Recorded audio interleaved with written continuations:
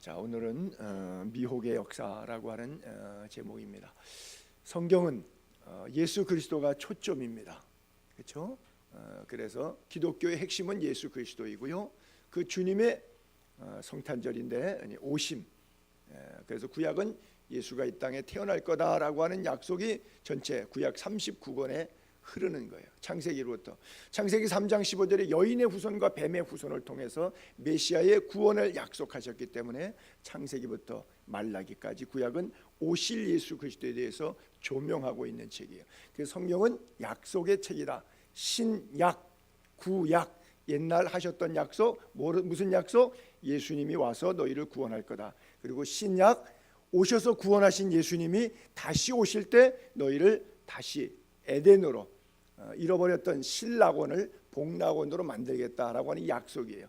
그래서 구약과 신약, 약속의 책, 약속의 땅으로의 부르심의 과정을 우리들에게 설명해 주고 있고, 그 중심의 인물이 바로 예수 그리스도예요.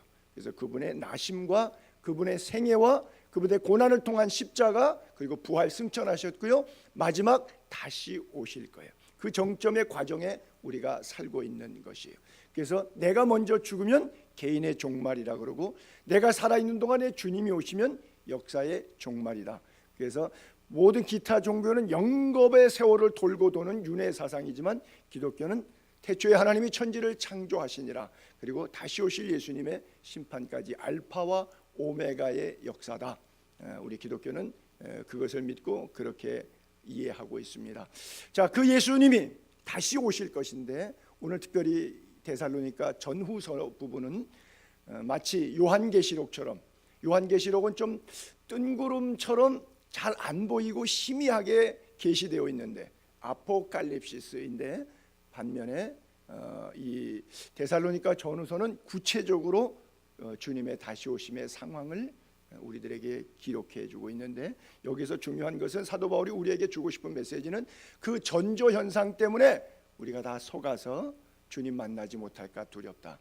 즉 미혹의 역사가 있는데 너희들이 깨어서 예수 그리스도의 재림에 대해서 분명히 좀 알고 있어서 그 미혹하는 자들이 쓸데없는 얘기하더라도 절대 속지 말고, 어차피 그 사람들은 지옥 갈 거짓 선지자, 거짓 교사들이니까 그들의 가르침을 따르지 말고 성경 진리대로 다른 예수, 다른 복음이 아니라 참되신 예수 그리스도에게로 조명, 초점이 온전히 맞춰지기를 바란다라고 하는 거예요. 오늘 1절과 2절에 보면 그들의 부탁을 이렇게 시작해요. 내가 너희들에게 부탁한다 이렇게 시작해요. 형제들아, 우리가 너희에게 부탁하는 것은, 뭘 구하는 것은 뭐 돈 달라고 구하는 게 아니죠. 부탁한다는 거죠. 말씀으로 부탁하는 거예요. 너희에게 뭘 부탁하느냐? 우리 주 예수 그리스도, 중심이 예수 그리스도예요. 그분의 세컨 카밍, 다시 오시는 것, 강림하심, 그리고 우리가 그 앞에 모임에 관하여 영어로나 또는 말로나 또는 우리에게서 받았다고 하는 편지로나, 이건 뭐예요? 진짜 바울의 편지가 아니라 가짜죠. 자기 얘기하면서 바울이 말하기를 이러고서는 악용하는 사람들이 있어요. 그렇잖아요. 우리가 누구 얘기 들을 때 그 사람은 A라고 얘기했는데 내가 말을 전하면서 그 사람이 B라고 사실은 말하던데 이러면서 왜곡시킬 수 있죠. 이런 사람들이 있어요. 성경 말씀을 지가 뭐 계시받았다 그래서 하나님이 이렇게 말씀하셨다고 비성경적, 반성경적 그런 표현으로 종말론을 오해시키는 사람들이 있어요. 그러니까 뭐 영어로나 말로나 편지로나, 그것이 우리에게서 받았다 그런 편지로나, 주의 날이 즉 강림이죠, 모임이죠, 이르렀다고 해서 쉽게 마음이 흔들리거나 두려워하거나 하지 말아야 된다 그러는 거예요. 자, 데살로니가 교회 이 재림을 분명히 알아야 된다고 얘기할 때 우리가 전서 4장 13절 그리고 14절 한번 띄워볼게요. 형제들아, 자는 자들에 관하여 데살로니가 교회 교인들이 물었어요. 예수님이 온다 그랬는데 안 오고 기다리던 사람이 죽었단 말이에요. 그러면 어떻게 돼? 먼저 기다리다가 죽어버리니까, 예수님이 안 왔으니까 만날 줄 알았는데 죽어버렸으니까 그러면 어떻게 되는 거예요? 물었단 말이죠. 그래서 바울이 얘기하는 거예요. 먼저 잘 믿다가 예수님이 재림이 늦어져서 죽어버린 사람들, 주 안에서 자는 사람들에 관해서 너희가 알지 못함을 우리가 원하지 않으니 분명히 알고 있으십시오, 이 말이죠.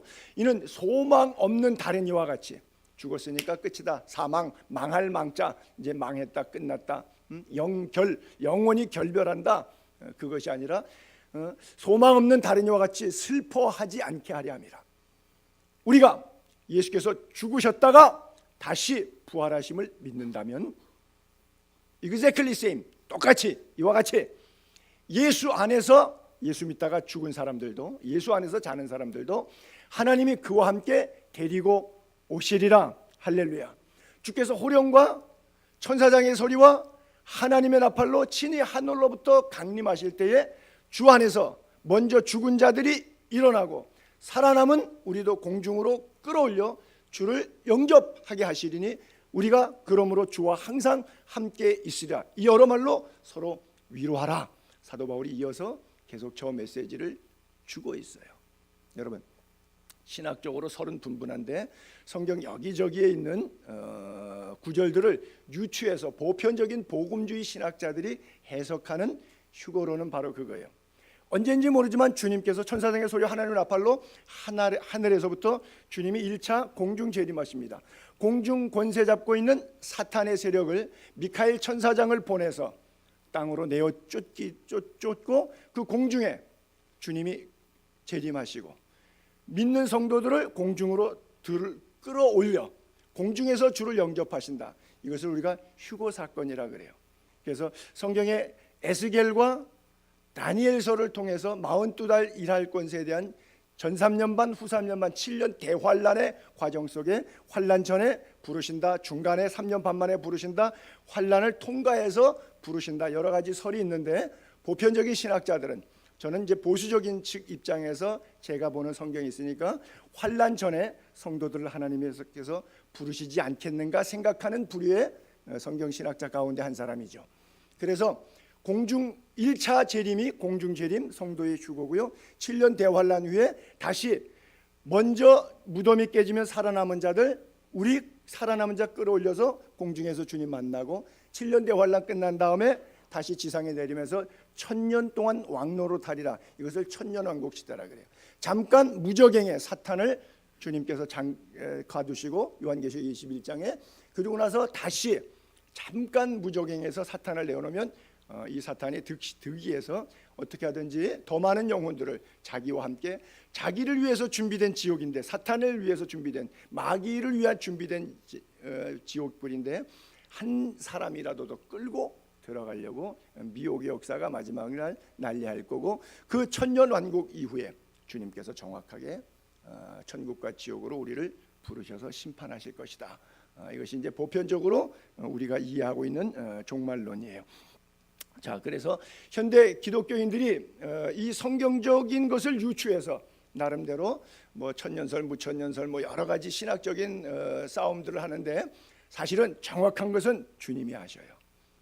우리가 신학적으로 대략 about 그렇게 이해하는데, 그러니까 이 신학적으로 똑같이 예수 믿고 구원받을 사람인데도 전천년설, 후천년설, 뭐 휴거설, 중간 휴거설, 뭐 통과설, 뭐 이런 것 때문에 신학자들이 이렇게 나눠져 싸우는데, 제가 볼 땐 양쪽 다 천국 갈 사람들인데 왜 예수 피로 구원받지 신학과 교리로 구원받지 않거든요. 근데 이 사람들이 상대방 구원받지 못하는 것처럼 막 이렇게 매도하고 틀렸다 그러는데, 누가 틀렸는지는 사실은 저도 몰라요. 주님만 아셔요. 그 날짜와 때와 기한에 간 아버지의 권한에 있기 때문에 들림받는 과정은 성경에 우리가 정확하게, 신학자들은 정확하게 얘기하는데 그 정확한 것이 성경신학의 반대 국부의 성경 구절들이 있기 때문에 함부로 엄단하기에는 조금 무리가 있다. 저는 그렇게 생각하고요.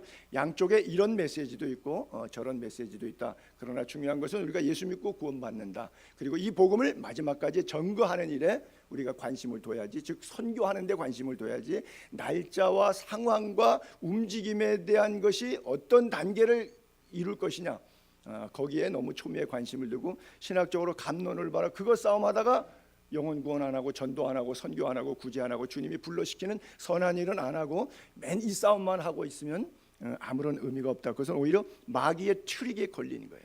왜? 자기가 계시 받았다, 자기가 더 잘한다 그래갖고 말싸움 하다 보니까 이 마귀의 트릭에 딱 걸려갖고 영적 교만 속에 빠져서 선교 안 하잖아요.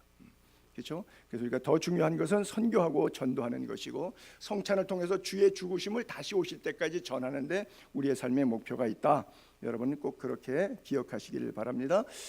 현대 교인들이 교회를 많이 나오지만 이 교회는 다니는데 어렴풋이 천국과 지옥이 있을 것 같다고는 생각하는데 주의 재림에 대해서 믿지 않는 사람들이 의외로 많습니다. 실제 미국에서 통계 냈을 때 70%의 사람들이 천국과 지옥을 믿지 않아요. 그냥 왜 교회를 다니느냐, 마음이 위로가 되고 목사가 좋은 말 하지 나쁜 말은 하지 않더라. 시간 되면 그래도 예배당에 뒤에 앉아서 이렇게 얘기 들어보니까 인생을 돌아보게 하고 샘터에 나오는 좋은 에세이 한 편 읽을 때 마음을 적셔주듯이 우리들의 지성에 도움이 되더라. 그래서 나오시지만, 그러나 예수를 정말 다시 오실 것으로 믿지 않고 그냥 내가 종교 생활로 잘 먹고 그냥 잘 살고 마음 편하고 행복하게 살다가 죽으면 그만이지 뭐 천국과 지옥이 어디 있고 예수님이 뭐 죽은 사람이 또 다시 온다, 그런 것이 어디 있겠느냐라고 교회 다니는 사람 가운데 70%가 믿지 않는다고 하는 그런 통계를 가지고 있어요. 나는 부탁합니다. 우리 예수의 교회 성도님들, 천국 지옥 분명히 있음을 믿게 되기를 바랍니다. 주님 다시 오십니다.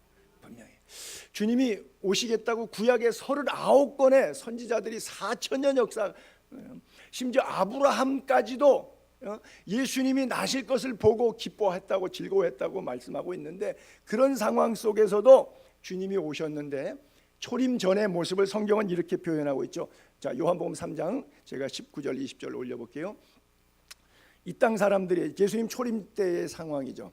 지금 우리가 재림 직전인데 초림 전에 그 정죄는 이것이니 왜 인류가 정죄를 받느냐, 곧 빛이 예수님이 세상에 왔을 때, 요한복음은 바로 태초에 말씀이 계시고 빛으로 오신 예수님을 설명하고 있는데 그 3장 16절이 세상을처럼 사랑하사 했던 그 예수님이 얘기하는 거예요. 그 빛이 세상에 왔을 때 사람들이 자기 행위가 악함으로 빛보다 어둠을 더 사랑한 것, 이대로 사는 게 더 좋은데 예수 믿으면 불편해. 목사 이야기를 들으니까 살아가는데 이것도 걸리고 저것도 걸리고 불편한 게 많아. 그냥 내대로 사는 게 좋은데 그게 뭐 죽어봤나 천국과 지옥이 있나 그거 자꾸 쓸데없는 얘기하는데 내 마음만 혼란스럽고 불편하단 말이에요. 내가 자유롭게 내 인생을 좀 캐세라세라 즐기고 싶은데 자꾸 목사 얘기를 들으면 돈 쓰는 거 신뢰가 쓰는 거 여러 면에서 좀 절제해야 될 게 많단 말이죠. 이렇게 살아서는 안 된다 그런단 말이죠. 그러니까 자기 행위가 악하니까 빛에 대한 이야기를 하니까 싫어. 어둠을 더 사랑하기 때문에 악을 행하는 자마다 빛을 미워해. 왜? 빛으로 오지 않기 때문에 그 행위가 드러나잖아요. 말씀을 들으니까 행위가 지적되잖아요. 회개에 대한 내용들이 나오잖아요. 진리를 따르는 자는 빛으로 옵니다. 이는 그 행위가 하나님 안에서 행한 것임을 나타내려 함이라 하시니라. 바로 예수님 초림 때의 영적인 상황이에요. 자, 그러면 재림 때의 상황은 베드로후서 3장 3절에 보게 되면 아직 오시지 않았는데, 자, 초림 때와 똑같이 재림 때도 배경은 마찬가지예요. 말세, 주님 다시 오시기 직전에 조롱하는 자들이 와서 자기의 정욕을 따라 행하며 어둠으로 행하는 거죠. 그러면서 조롱하죠. 이르되 주께서 강림하신다는 약속이 있는데, 목사가 그렇게 천국과 지옥 있고 주님 재림한다고 강림한다는 약속이 있는데 그거 쓸데없는 소리다. 어디 있느냐? 조상들이 죽은 다음부터 지금부터 창조 때부터 지금까지 그냥 그대로다. 별 볼 일 없더라야. 내가 살아보니까 우리 할아버지 때나 지금이나 뭐 세상은 그대로 있다. 조상들이 잔호부터 만물이 처음 창조될 때와 같이 그냥 있다. 오긴 뭘 와. 이는 하늘이 예적부터 있는 것처럼 땅이 물에서 나와 물로 성립된 것도 하나님의 말씀으로 된 것을 그들이 일부러 잊으려 함이라. 일부러 잊는 게 편한 거예요. 여러분, 제가 말씀드렸잖아요. 진화론 끝까지 고수할 수밖에 없어요. 우리 원숭이가 우리의 조상이라고 아무도 안 믿어. 그것을 학설을 펼치는, 그걸 가리키는 생물교사도 안 믿어. 안 믿지만 지켜야 돼요. 그 학설을, 그 이론을 붙잡아야 돼요. 왜? 그거 붙잡지 않으면 다른 방법에서 인간이 어디서 왔지? 원숭이로 왔다고 말하지 않으면 대안이 없잖아요. 대안은 뭐예요? 하나님 인간을 만들었다고 돌아가야 돼요. 나 외에, 예를 들어서 내가 진화론을 얘기한다. 진화론을 끝까지 주장하는데 내가 진화론을 포기하면 나 외에 다른 사람들은 무슨 얘기하냐면 창조론 얘기하고 있잖아요. 그럼 내가 다른 사람의 창조론을 받아들여야 돼요.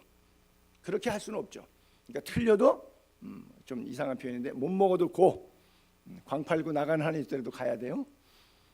무슨 얘기인지 다 거룩하셔서 이해를 잘 못하시는 것 같아요. 하나님의 말씀으로 된 것을 일부러 잊으려 함이로다 그래요. 끝까지 모르는 척 한다고 하는 것이죠. 그리고 하나님의 말씀이 임하면 필쭉실쭉 웃는 거예요. 저걸 뭐예요? 조롱했다 그러죠. 창세기 19장에 보니까 소돔 고모라 성을 멸하실 때 롯이 가가지고 사위들에게 멸망받으니까 내게 속한 자를 이끌어내라니까 빨리 우리 집으로 들어와라. 나머지는 전부 다 멸망한다. 그랬더니 롯의 사위들이 뭐라 그랬어요? 농담으로 여겼더라. Just kidding? 나 놀리는 거예요? 웃기시는 거예요? 조롱하는 거죠. 업신여기는 거죠. 농담으로 여겼죠. 요즘에 이런 설교하면 아마 대한민국 모든 기독교인들, 모든 교회 출석 교인들 다 앞에서 이 얘기를 하면 통계를 내면 아마 70% 제가 볼 때 나올 거예요.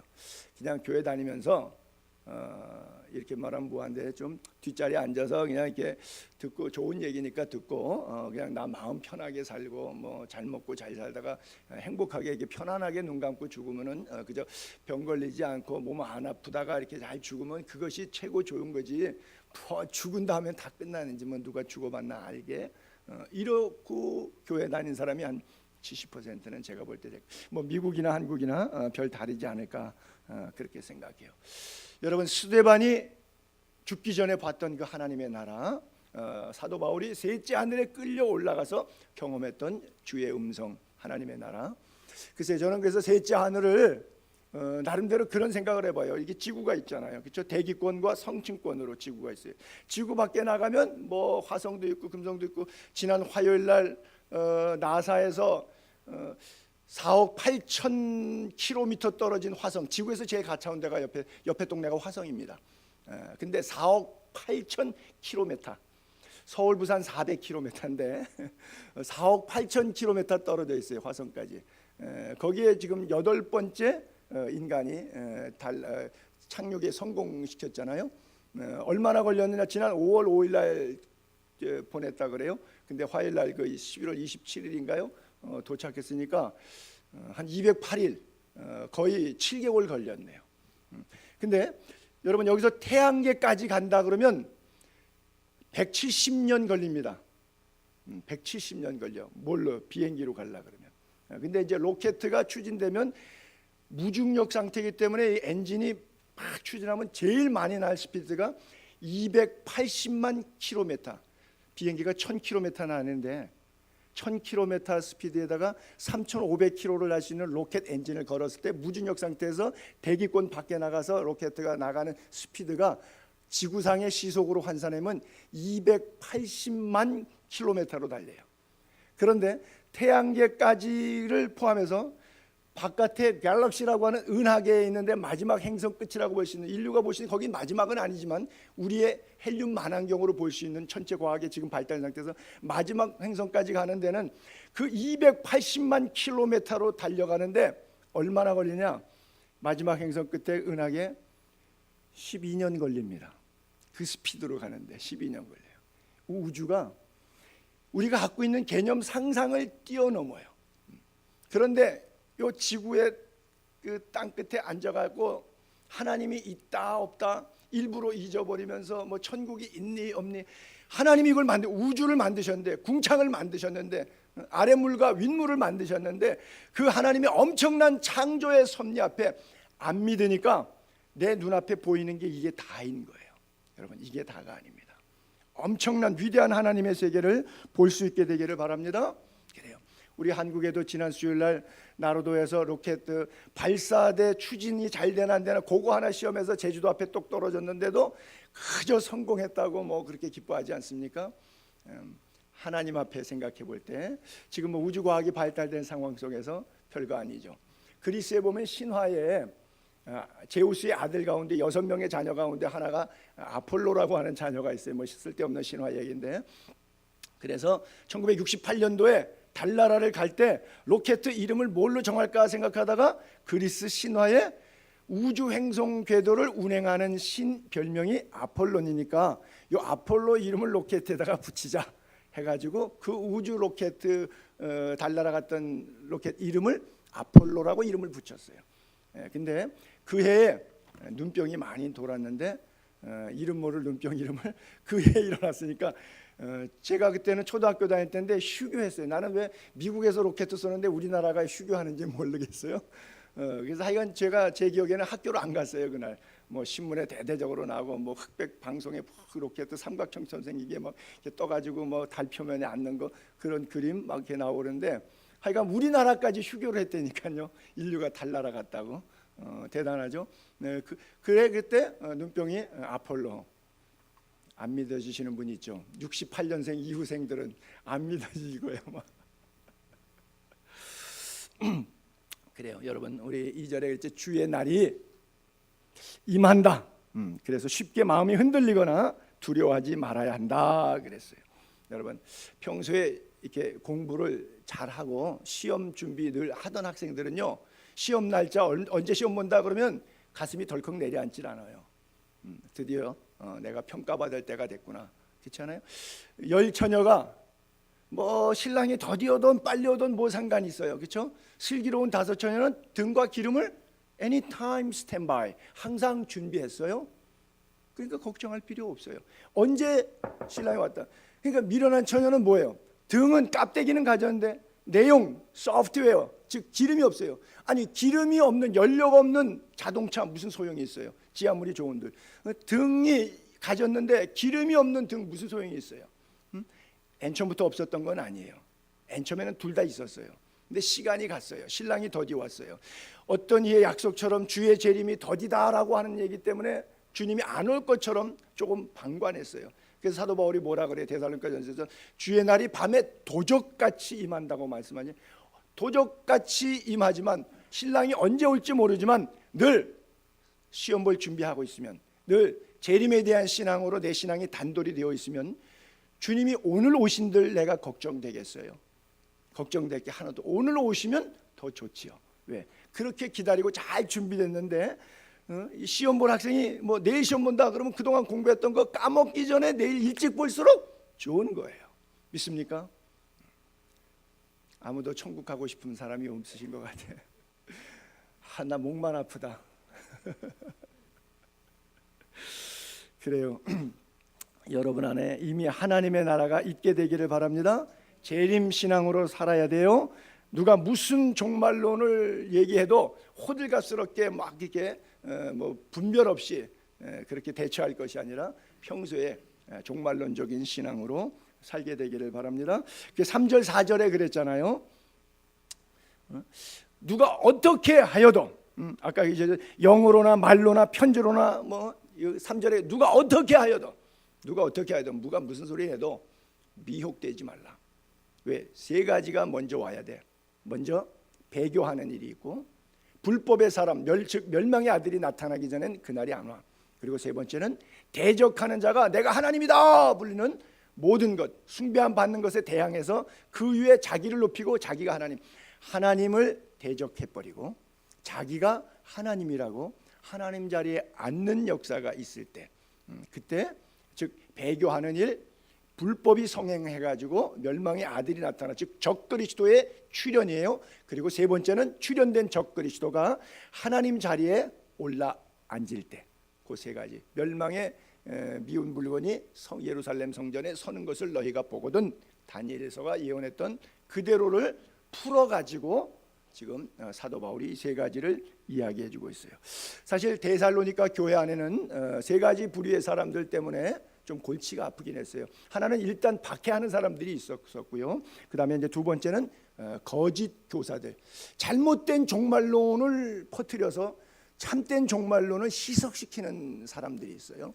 그 다음에 세 번째는 이 종말론을 잘못 이해한 극단적 교인들이 규모 없이 산단 말이에요. 즉 게을렀단 말이에요. 일 안 한단 말이에요.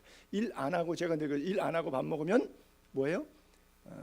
남의 신세 졌거나 아니면 도둑질 했거나, 그렇죠? 도둑질하거나 남의 신세 앉으면 이제 주님이 곧 오실 텐데, 지구 멸망한데 우리가 이제 들림 받을 텐데, 이거 뭐 통장에 돈 있으면 뭐 할까, 집 있으면 뭐 할까, 팔아갖고 쓰자 그래서 그냥 사생활이 그냥 문란해지기 시작했어요. 근데 주님이 생각보다 그때 그 안에 왔으면 좋은데 돈 다 떨어질 때까지 이 돈 저 돈 일은 안 하고 다 잡아서 논 팔고 밥 팔러서 다 캐시화 해갖고 다 쓰고 났는데 또 주님이 안 오셨어요. 그러니까 또 옆에 사람한테 가서 뭐라 하냐, 어차피 주님 올 건데 그거 뭐 네 돈 내 돈 따질 거 뭐 있냐, 그냥 우리 같이 나눠 먹자, 우리 그리스도 안에서 형제 아니냐, 뭐 네 돈이 내 돈이고 다 하나님의 돈인데 뭐 이러고서 형제 돈을 그냥 내 돈처럼 그냥 그렇게 거저 먹으려고. 왜? 믿음 안에서 그거 다 하나님 거 아니냐. 그리고 이제 주님이 곧 오면 뭐 네 돈도 네 돈 되지 않아. 그러니까 우리 같이 나눠 먹자, 그게 그리스도의 사랑이야. 이따오 부류의 사람들이 있단 말이에요. 이 규모 없는 자들, 게으른 자들, 이 사람들 뭐라 그랬어요? 사도 바울이 밥도 주지 말라 그랬어요. 일하기 싫어하는 자는 먹지도 말라. 그렇게 말하고 있지. 자, 세 가지를 단어로만 이렇게 정리하면 배교하는 일이 생기고, 즉 불법의 사람 멸망의 아들이 나타나고 적그리스도가 등장하고, 세 번째 대적하는 자가 나타나서 자기를 하나님이라, 이렇게 하는 현상들이 대표적으로 종말에 나타날 큰 현상이다. 그랬던 거죠. 자, 그럼 배교하는 일에 디모데전서 4장 1절에도 성령이 밝히 말씀하십니다. 하나님 말씀하세요. 뭐라고요? 후일에 어느 날 말세에 어떤 사람들이 믿음에서 떠나 미혹하는 영, 귀신의 가르침을 따르리라. 워낙 믿음에서 떠났다는 얘기는 무슨 얘기냐? 믿음 생활 잘하고 있는 사람 얘기하는 거예요. 저 사람 목사예요, 저 사람 장로예요, 저 사람 권사예요. 믿음에서 떠났다는 얘기는 믿음에 있었다는 얘기예요. 믿음에 있었으니까 믿음에서 떠나지, 믿음에 있지 않는 사람이 어떻게 믿음에서 떠나요? 잘 믿는 사람 한 번에 훅 갑니다. 아무리 잘 믿으면 뭐예요? 목사가 돼서도 이단에 빠진 사람이 얼마나 많아요. 신천지가 들어왔는데 거기 사금야금 하더니 부목사가 신천지한테 빠져갖고 교회 갈라서 나갔다고 하는 그런 교회 얘기 한두 번 들어보십니까? 아니, 어떻게 목사가 신천지에 빠지죠? 일개 교인이 들어왔는데 그래도 목사라고 하는 사람이 그 교인을 거꾸로 가리켜서 신천지에서 진리로 받아들이게 해야지, 어떻게 그게 맞다고 들어온 교인들 신천지에서 가서 목사라고 하는 사람이 교인 데리고 같이 나갈 수가 있냐고요. 이게 말이 되냐고요? 믿음에서 떠나는 사람들이 있는 거예요. 믿음에서. 뭐 저 사람 믿음이 없어서 떠났어, 천만의 말씀이요. 믿음 가진 사람, 특별히 초신자들은 안 떠나요. 믿음 좋은 사람들이, 꽤 믿음 힘 좀 쓴다고 하는 사람들이 떠나는 경우들이 많아요. 왜? 한 방에 가는 거예요. 성령이 이미 깨우쳐 주었어요. 사도 바울도 고린도 데살로니가 교회, 내가 너에게 이미 이걸 말하지 않았느냐, 근데 아직도 깨닫지 못하느냐, 이런 메시지를 했거든요. 그래서 미혹하는 영, 미혹의 역사 생각보다 강합니다. 광명한 천사로 우는 사자와 같이 두루 삼킬 자를 찾는 역사로 우리 가운데 찾아와서 미혹합니다. 절대 여러분 종말론에 미혹되지 않기를 바랍니다. 그건 귀신의 가르침이에요. 바른 가르침이 아니에요. 마태복음 24장 15절 16절에 보면 다니엘의 예언을 이렇게 표현했죠. 저건 예수님이 인용하신 설교예요. 마태복음 24장은 여러분이 잘 아시는 예수님의 종말론 설교예요. 너희가 선지자 다니엘이 말한 바 멸망에 가증한 것이 거룩한 곳에 선 것을 보거든 이는 그때 큰 환란이 있겠다. 창세로부터 지금까지 전무후무한 환란이죠. 이런 환란이 없고 후에도 없을 것이다 그랬어요.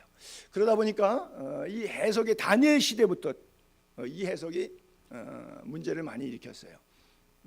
자의적으로 다 해석해요.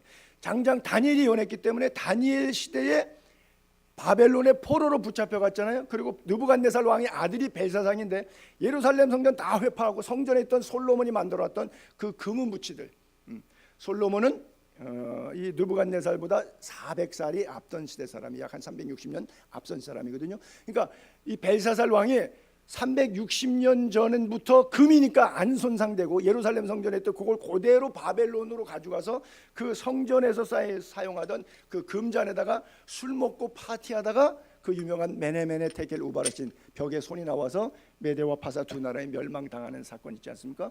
그때 느부갓네살 때 또 벨사살 때 사람들이 그가 적그리스도로 온 것이다. 왜? 성전 거 갖다가 그 모양 만들었으니까 이 양반이 바로 적그리스도다. 근데 틀렸어요. 한물 갔어요. 그 다음에 예수님 오시기 168년경에 안티오코스 에피파네스라고 하는 사람이 헬라 제국의 왕이었습니다. 로마 제국이 들어오기 직전에 유대를 점령했어요. 그리고 예루살렘에 세상에 돼지 피를 갖다가 막 섞고 혁명 주체 세력들 사람 피 섞고 돼지 피 섞고 그래갖고 성전에다가 제우스상을 세워놨고도 그걸 좀 뿌렸어요. 사람들이, 유대인들이 경악을 했어요. 이게 적그리스도로구나. 드디어 말세다. 예수님 오기 168년 전에도 그랬어요. 예수님 와셨을 때도 왔다가 가시고 세월이 한 30여 년 더 지났어요. 정확하게 AD 70년 로마가 완전히 함락시킵니다. 티투스 장군이 예루살렘을 점령해서 돌 위에 돌 하나 놓이지 않고 전부 다 훼손시켜 버립니다. 그때도 유대인들이 통곡하면서 이게 적그리스도가 왔다. 성전을 이렇게 만들고 훼손했기 때문에, 그리고 자기가 성전에 올라앉았기 때문에 그가 적그리스도라. 아니었어요. 그리고 2000년의 세월이 지난 동안 지금까지 얼마나 많은 종말론 얘기가 나와요. 날짜를 얼마나 많이 됩니까? 헤븐리 게이트라고 하는 미국에서 그 천국의 문 이런 집단이 있는데요. 그 사람들은 다 나중에 그 날짜에 안 오니까 그 날짜에 자살했어요. 집단 자살했어요. 수백 명이. 근데 재밌는 것은 집단 자살했는데 그분들은 다 똑같은 신발을 신고 있었어요. 나이키 신발. 그리스의 신화 승리의 여신의 신. 자기는 승리하고 이제 날라서 간다고요. 승리의 여신은 날개가 달려있는 빅토리거든요. 그러니까 다 나이키 신발 신고 천국 갔어요. 자살했어요. 이런 극단적인 정말 미혹하니까 여러분들이 들어도 이게 상식적으로 여러분 같으면 안 따라갈 것 같으죠.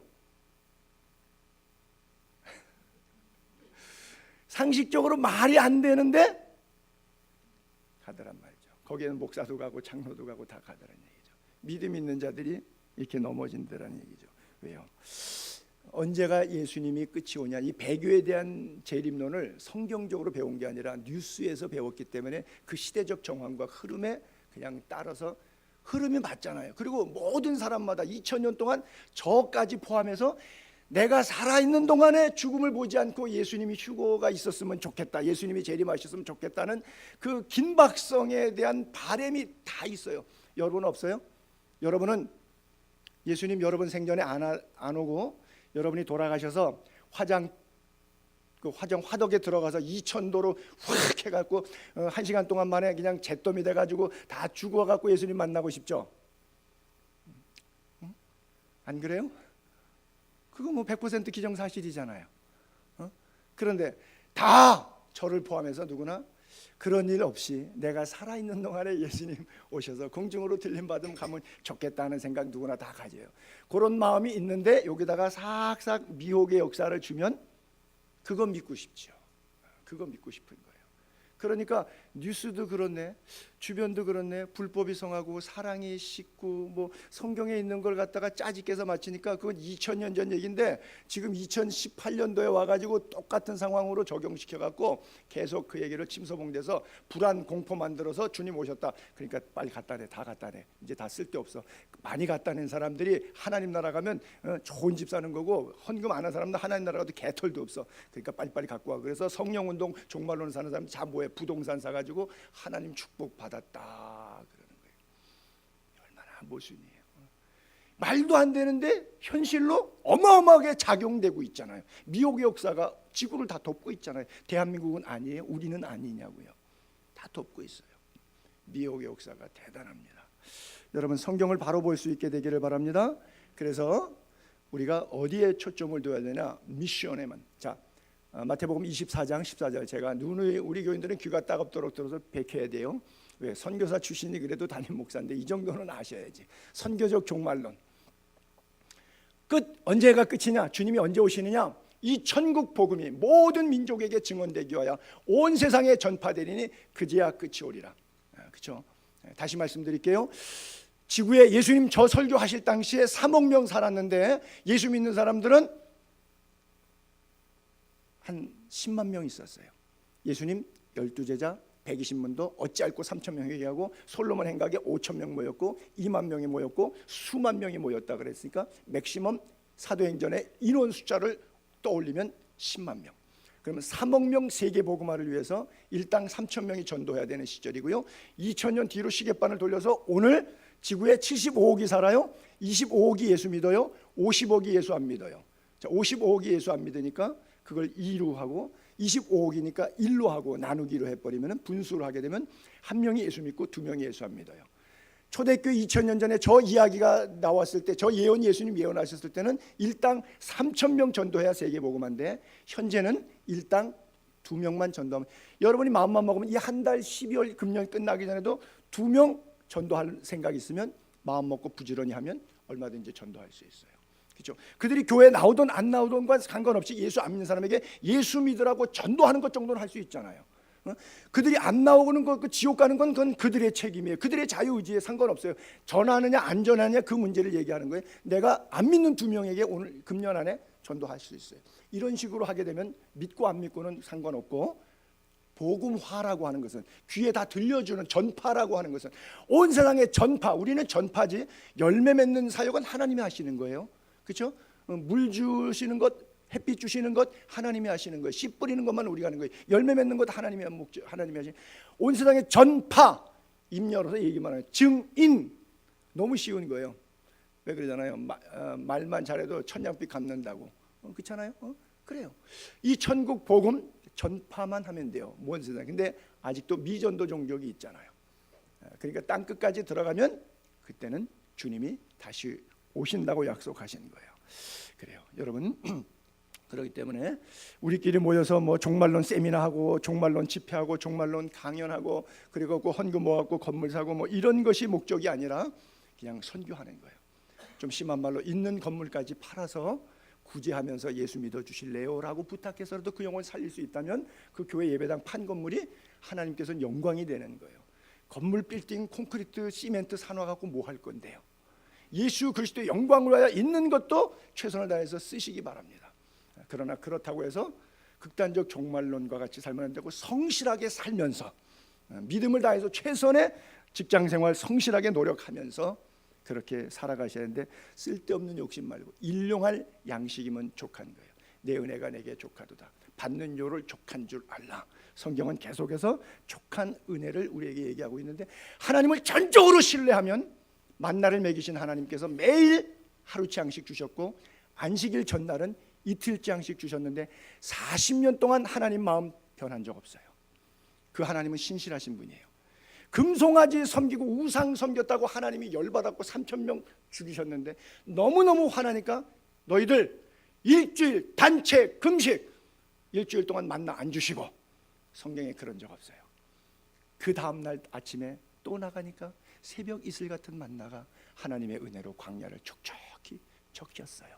여러분이 죄악 가운데 있을 때도 찾아오셔서 또 위로해 주시고 소망을 주시고 은혜와 자비를 베푸시고 주의 긍휼하심으로 여러분을 이끌어 주시는 분이 하나님이에요. 그 하나님을 전적으로 신뢰하게 되기를 바라고 세상 것 의지하지 않게 되기를 바랍니다. 제가 8월달 안식 올 때 모범적인 교회 하나 또 비모범적인 교회 한 군데 갔을 때 간 얘기했잖아요. 900석짜리 교회. 그 교회가 아마 한 4, 50년 됐을 거예요. 근데 제가 가서 예배 드리는데 저까지 씌워보니까 30명 앉아 있어요. 900석짜리 본당 교회, 4, 50년 된 교회가. 아들에게 세습했다가 그 아들이 7년 뒤에 아들을 쫓았어요. 좀 문제가 있어서 말을 잘 안 들었겠죠. 그리고 아버지가 다시 와서 목회를 하고 있는데 그분이랑 같이 점심 식사하는데 그분이 저한테 그래요. 이 교회가 한 200억 갑니다 그래요. 나한텐 난생 처음 보는 목사인데 같이 밥 먹으면서 주일 예배 11시 예배 끝나고 교회 식당에서 같이 식사하면서 둘이 앉아서 나한테 할 얘기입니까? 그래서 so what 어쨌다는 거예요. 그 건물 200억인데 목회 노중에 이제 죽을 날은 다가왔는데 그거 200억 아들까지 세습했다가 쫓아내고 지가 현찰화 해갖고 뭐 하겠다는 거예요. 이게 목사예요. 많아요. 많아. 하나님이 두렵지 않은 것이죠. 그게 200원짜리면 어떻고 200억짜리면 뭐 할 거예요? 하나님 거죠. 그리고 하나님의 영광을 쓸 수 있다면 영광스러운 것이고 그렇지 않다면 그것처럼 사악한 목사가 어디 있겠어요? 그래요. 자, 8절 볼게요. 그때 불법 환자가 나타난다. 그리고 주 예수께서 그 입의 기운으로 그들을 죽이시니 강림하여 나타나심으로 패하시리라. 그래요. 여러분, 뭐가 여러분들을 힘들게 하십니까? 믿음 생활하는데 때로는 그리스도 안에서 무릇 경건되이 살고자 하는 자는 핍박도 받으리라 그랬거든요. 그 불법 행하는 자가 자기 말 안 듣는다고 나를 힘들게 해요. 인간관계 하다 보면 자기 편 안 된다고 핫타임 주는 사람들 있잖아요. 신앙으로 믿음으로 살라고 하면 경건되게 살라고 하면은 상황적으로 물질적으로 인간적으로 나에게 핫타임 주는 상황들이 있어요. 그러나 사필 규정 하나님이 때가 되면 모든 것들을 좌우 교통 정리하십니다. 주 예수께서 나타나시면 그 입의 기운으로 그 입의 검으로 그를 죽이시고 사탄의 세력들을 멸하시고 그리고 강림하여 나타나시면 모든 것을 패하신다 그랬어요. 여러분들이 영화나 드라마 볼 때 주인공이 착한 사람이 당하고 저 나쁜 것이 그냥 주인공을 못 살게 하고 힘들게 하면 막 화도 나고 막 속도 상하고 그래. 막 어떤 때는 뭐 드라마 보다가 뭐 눈물도 나고 손에 땀도 나시지요. 뭐 안 나는 것처럼 그런 표정을 올려놔. 근데 결과를 모를 때는 그럴런지 모르는데 이미 결과를 다 알면 걱정 안 해도 돼요. 여러분, 예수 믿고 나아가는 길에 비록 환난과 역경과 고난과 궁핍이 온다고 할지라도 최후 승리는 예수 그리스도 편에 있고요, 우리는 예수 그리스도 안에 있어요. 그러면 걱정할 필요가 있어요, 없어요?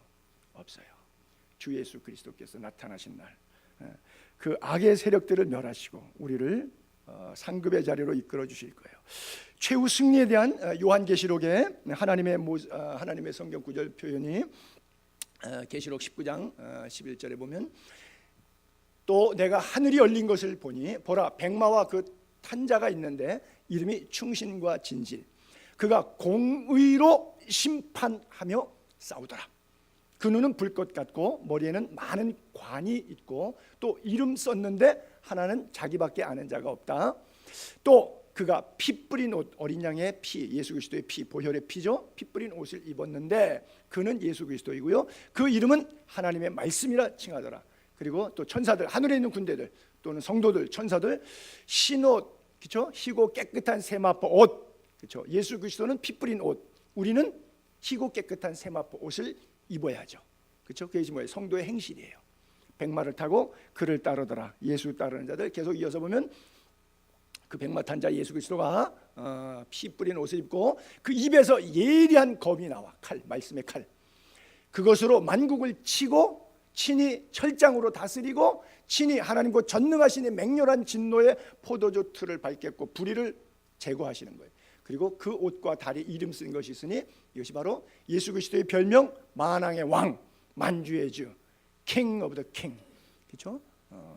예수 그리스도의 어떤 승리를 묘사한 그런 구절이에요. 자, 9절 10절 이어서 계속 볼게요.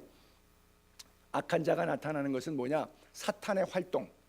이 사탄의 활동은 능력, 표적, 거짓 이적, 불의의 모든 속임, 이게 사탄의 활동이 아주 역사예요. 멸망하는 자들, 진리를 사랑하지 않기 때문에 구원함을 받지 못할 자들이라 그랬어요. 자, 요한계시록 13장에도 또 넘겨보면 이들의 역사의 모습이 어떤 모습으로 표현되고 있냐면, 자, 용, 사탄, 옛뱀이죠. 창세기에서 하와를 찾아왔던 용, 경배하며 짐승에게 경배하고 이르되 누가 이 짐승과 같으냐, 누가 능히 이와 더불어 싸우려, 철권이라 이거죠. 또 짐승이 과장된 말을 써요. 자기를 과장해요. 그 다음에 하나님을 모독해요. 과장된 언어적 표현, 뭐 설교 잘해요. 근데 자기를 다 뒤집어 씌워요. 과장해요. 그 다음에 하나님을 모독해요. 신성 모독하는 이런 말들을 해요. 과장된 말, 신성 모독하는 말을 입을 받아서 해요. 42달 동안, 이걸 전삼년 반이라 그러는데 7년 대환란 가운데 권세를 받아 짐승이 입을 벌려 하나님을 향하여 비방하고요, 또 곧 하늘에 사는 자들을 비방하더라. 계속해서 비방해요. 비방전 다음 계속 이어서 보면요, 또 큰 이적을 행해요. 심지어 사람들 앞에서 불이 하늘로부터 땅에 내려오게 하고, 갈멜산의 엘리야가 되는 거예요. 그러면 사람들이 다 넘어갈 거 아니에요. 불이 하늘로부터 내려, 오순절날 성령의 불이 각 사람 머리에 임하잖아요. 얼마나 놀라요. 그럼 적그리스도도 이단 목사도 그렇게 설교하고 하늘에서 불 내린단 말이에요. 눈이 번쩍번쩍하고 뭐 금가루가 되고 뭐 이빨이 뭐 금리로 변하고 뭐 이런 되는 거죠. 불이 하늘로부터 내려오. 짐승 앞에서 받은 이적을 행하여 땅에 거하는 자들은 미혹해요. 땅에 거하는 자들에게 이르기를 칼에 상하였다 살아난 짐승을 위하여 우상 만들라 그래요. 이적을 행하고 불 내리고 미혹해서 우상 만들게 하고 하나님 못 섬기게 만들어요. 15절, 그가 권세를 받아서 그 짐승의 우상에게 생기를 주고, 여러분 여기다가 피그말리온 효과라고 신화에도 나오는데, 석상을 만들어 놓고 신이 거기다가 훅 하고 불어넣으니까 이 석상이 막 살아나는 거예요. 이거 피그말리온 효과라 그러죠. 우상에게 생기를 주어서 이 짐승이 돌, 금속, 나무, 이 석상이 막 살아나요. 생기를 주어서 짐승의 우상으로 말하게 하고. 여러분 돌이 말을 한다고 생각해 보세요. 돌부처가 말을 한다고. 거기다가 귀신이 역사를 넣어가지고 그러면 안 믿겠어요? 다 믿죠. 우상에게 경배하지 아니하는 자는 몇이든지 다 죽이게 하라. 아마 어떤 절간에 말하는 돌상 부처님이 계시다 그러면 다 갈 거예요. 그거 보러 가지 않겠어요? 석상이 탁 했는데 말을 하는 거예요. 거기에 다 엎어져서 절하지 않겠어요? 그러면 말하는 사람이 너 1억 내일까지 헌금해야 돼, 안 그러면 네 아들 교통사고로 죽어, 이러면 안 갖다 낼 인간 있겠어요? 다 미혹에 빠지는 거지. 그러면 나 1억이 없는데요, 그러면 1,000만 원 없는데요, 100만 원 깎아주기도 할 거예요. 이런 괴 현상들이 얼마든지 지금 현재 있어요. 교회 안에서 목사가 하는 행위들 가운데서도 이런 일들이 얼마든지 있어요. 말하게 하고, 그리고 자기 경배 안 하면 죽여버리는 거예요. 그래서 북한은 뭐라 그래요? 종교라 그러잖아요. 정치 집단이 아니라 이북은 김일성, 김정일을 우상화해갖고 그들에게 다 절하고 경배하게 만들고. 미국 사람 웬비어가 들어갔다가 호텔에서 김일성, 김정일 초상화 그거 뜯어내려가지고 죽은 거 아니에요. 그렇잖아요. 다른 거 뭐 별거 한 거 없어요. 자기네들의 존엄을 훼손했다 그래가지고 초상화 액자 하나 뜯은 것 때문에 죽어버렸어요. 왜? 우상 경배하지 않고 이 존엄을 경배하지 않으면 그거는 며칠든지 다 죽여버리는 거예요. 그게 뭐 미국 사람이든 한국 사람이든 상관없어요. 뭐 두려울 게 뭐 있어요. 사탄의 권세인데. 그런 세상이고 그런 세계가 임한다고 하는 거예요. 그래요. 사탄의 활동이 저렇게 커요. 자, 우리 마태복음 25장 41절 한번 또 볼게요. 하나님의 심판에 관해서 오른편에 있는 양, 왼편에 있는 염소, 나그네 대접한 사람, 가난한 사람 돌본 사람, 소자에게 냉수 한 그릇 대접한 사람을 하나님 나라에서 심판하셨을 때 모습을 41절은 이렇게 기록하죠. 또 왼편에 있는 자들에게 이르시되 저주를 받은 자들아, 나를 떠나 마귀와 그 사자들을 위하여 예비된 영영한 불에 들어가라. 즉 누구를 위해서 예비됐냐면 사람을 위해서 예비된 게 아니에요. 마귀와 그 사자들을 위해서. 옛날에 법정 스님이 했던 얘기가 젊은이들의 가슴을 사로잡았고 저도 상당히 설득력이 있다는 생각을 가졌는데 뭐예요? 나는 하나님을, 기독교를 믿지 않는 이유, 나는 하나님을 믿지 않는 이유가 신이 있다면 그 신이 인간을 만들어 놓고 그 인간을 자기가 만들어 놓고 왜 그 지옥불에다가 쳤느냐? 그런 신이 신이냐? 그러니까 지옥은 없다. 신은 있을 수 없다. 만약에 그런 신이 있다면 나는 믿을 수 없다. 그래서 내가 기독교인이 아닌 것이다. 젊은이들이 얼마나 열광해요. 왜? 죄짓고 향락하고 음란하고 타락하고 술 취함과 방탕함 속에 사는데 가뜩이나 뭐 이렇게 들리는 얘기는 뭐 기독교 뭐 천국 지옥 이런 얘기 그래도 너스레로 슬며 지나가면서 들은 기억은 있는데, 그러면 나 같은 경우는 그러면 해당 사항이 아래쪽이네 위쪽이 아니네 그랬는데 법정 스님이 이런 얘기로 풀어주니까 얼마나 센세이션을 일으켜요. 길상사에다가 돈 갖다 바친 사람들이 한둘이 아니에요. 부동산 재벌이었습니다. 물론 그가 무소유로 청빈하게 살긴 했지만 그래도 미국 갈 때는 꼭 비즈니스 클래스 타고 가시더라고요. 제가 부러워서 하는 얘기에 내가 비즈니스 클래스 못 타서 언제 한번 갈 때 오버부킹이 돼갖고 프랑크푸르트에서 뉴욕 갈 때 부흥회 인도하러 가는데 나보고 자리가 다른 사람이 앉았다는 거예요. 그 자리가 없다는 거예요.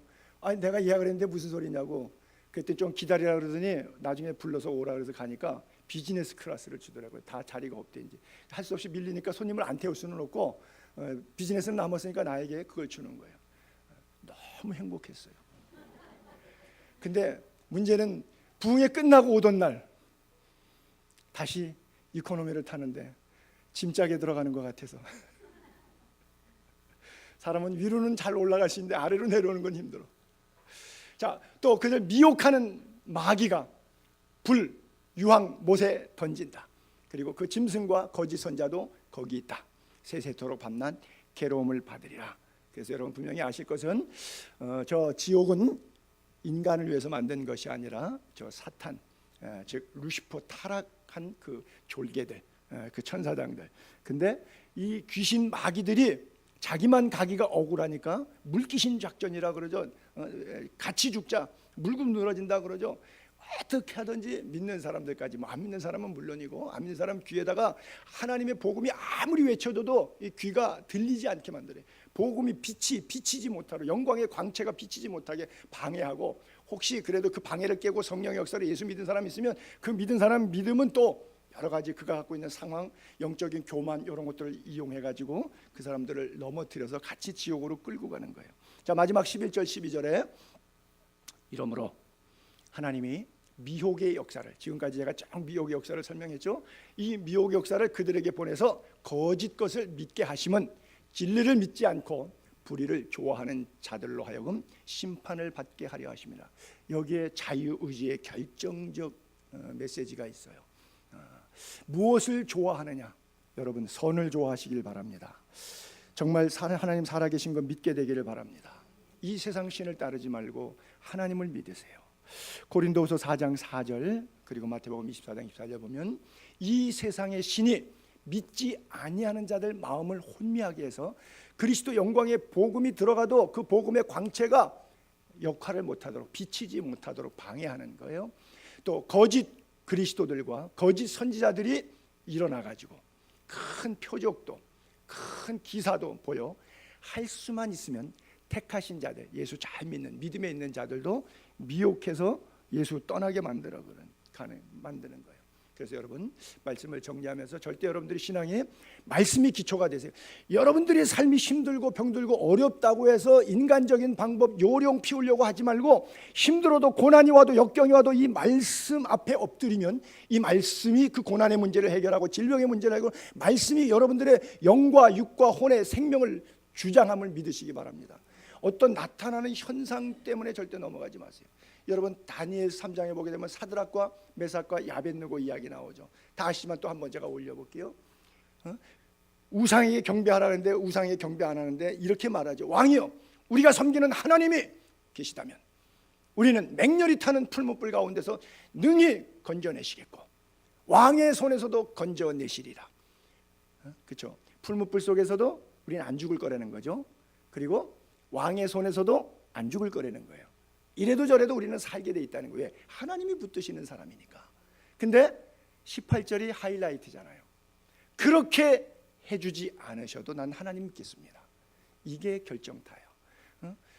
왕의 손에서 안 구원해 주시고 풀무불 속에서 죽고 만다고 해도 그래도 나는 하나님의 백성입니다. 그래도 나는 예수 믿겠습니다. 이게 얼마나 위대한 신앙이에요. 그렇게 하지 아니하실지라도 왕의 우리가 왕의 신들 섬기지도 않고 왕 세우신 금신상에 절하지도 아니할 줄을 아옵소서. 저 왕이 기분이 좋았을까요? 나빴을까요? 나빴죠. 그래서 평소에 7배나 더 뜨거운 불로 끓이게 해갖고 사람을 집어넣을 때 세 사람 집어넣는 그 세 사람의 몸무게 도합의 부피의 불의 부피량이 바깥으로 튀어나와서 체포해서 옆으로 가던 군인들 타서 죽었어요. 그런데 그 사람들은 옷이 안 탔어요. 머리카락 하나 밖에 나왔는데 끝스름 냄새조차 불탄 냄새조차 없었다 그랬어요. 여러분 하나님의 위대한 사랑을 아십니까? 배교자들의 심판과 우리가 받을 상급 여러분 가슴속에 꼭 있게 되기를 바라요. 생각하건대 현재 고난은 장차 우리에게 나타날 영광과 좋게 비교할 수 없도다. 보이는 것은 잠깐이요 보이지 않는 것은 영원하다 그랬어요. 주님 다시 오십니다. 천국과 지옥이 있습니다. 미혹받지 말고 생명의 멸류관 받게 되시기를 주의 이름으로 축복합니다. 기도하겠습니다.